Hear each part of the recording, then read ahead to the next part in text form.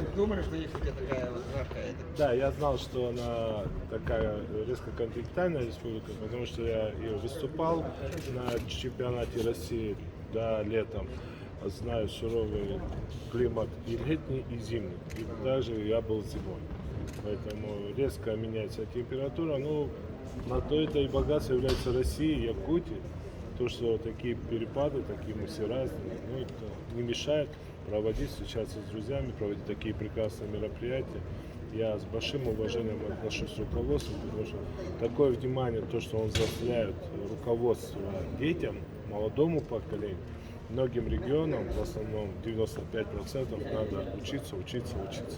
Вы так долго выступали, 18 лет, до 36 лет выступали, да? Да. И уже имели звание вот олимпийского чемпиона, чемпиона мира, но тем не менее вы в последние годы стали представлять Словакию. Что вами двигало?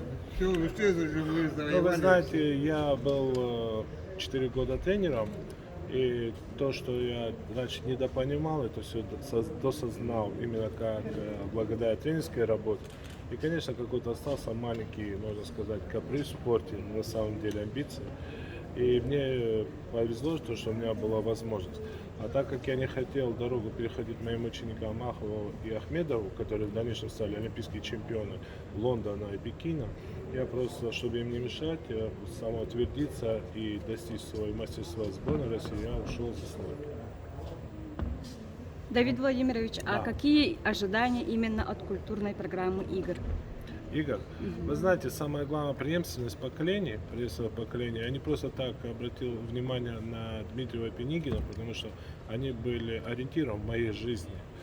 Если бы я тогда бы не видел таких чемпионов по телевизору, потом, когда приехал, связывать себя со спортом на учебно-тренировочный сбор, я бы мог же по жизни потеряться, и вот они мне не дали. Вот такие имена, яркие имена, они дают свой эффект.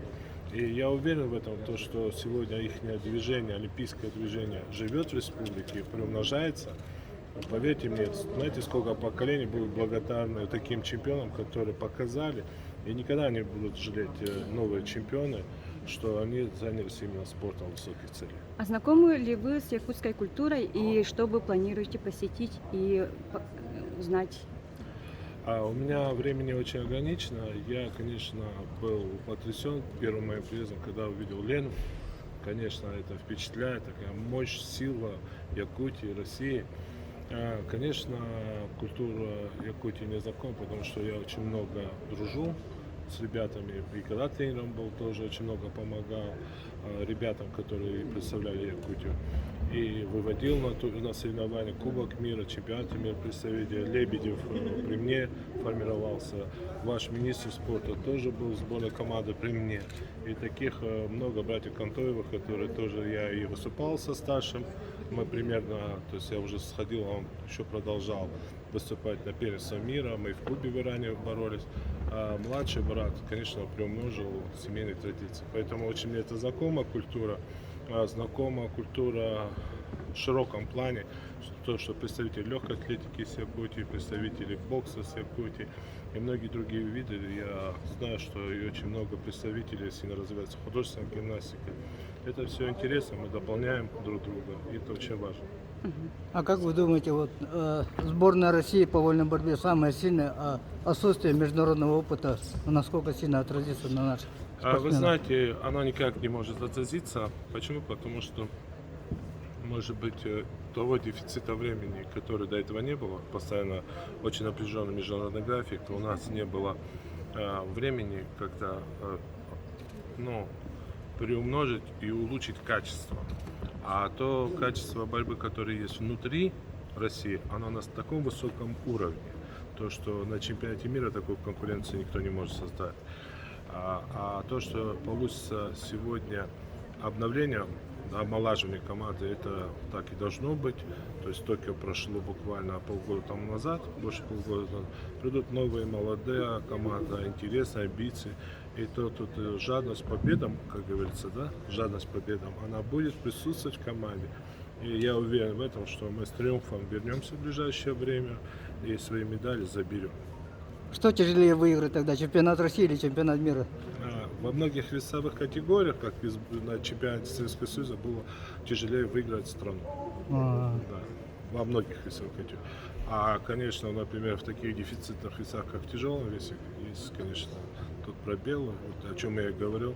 Тут надо заниматься селекцией, поднимать молодых ребят, талантливых ребят с молодежной команды, юношеской команды, адаптировать их под формат современного спорта и готовить их именно к Олимпийским играм, чтобы они безболезненно вошли в лидеры мирового уровня.